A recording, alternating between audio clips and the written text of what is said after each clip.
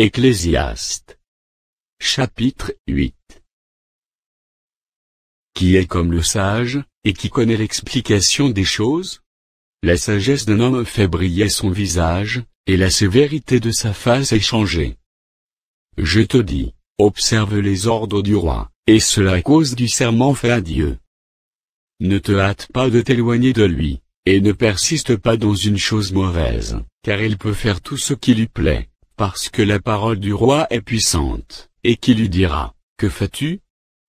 Celui qui observe le commandement, ne connaît point de choses mauvaises, et le cœur du sage connaît le temps et le jugement. Car il y a pour toute chose un temps et un jugement, quand le malheur accable l'homme. Mais il ne sait point ce qui arrivera, et qui lui dira comment cela arrivera? L'homme n'est pas maître de son souffle, pour pouvoir le retenir, et il n'a aucune puissance. Sur le jour de la mort, il n'y a point de délivrance dans ce combat, et la méchanceté ne saurait sauver les méchants. J'ai vu tout cela, et j'ai appliqué mon cœur à tout ce qui se fait sous le soleil. Il y a un temps où l'homme domine sur l'homme pour le rendre malheureux.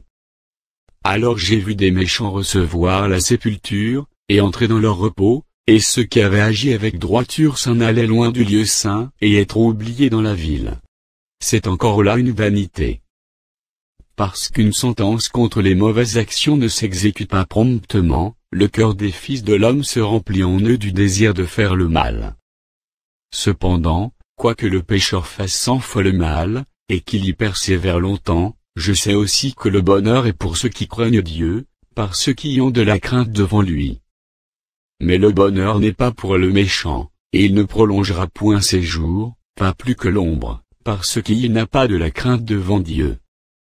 Il est une vanité, qui a lieu sur la terre, c'est qu'il y a des justes, auxquels il arrive selon l'œuvre des méchants, et des méchants auxquels il arrive selon l'œuvre des justes.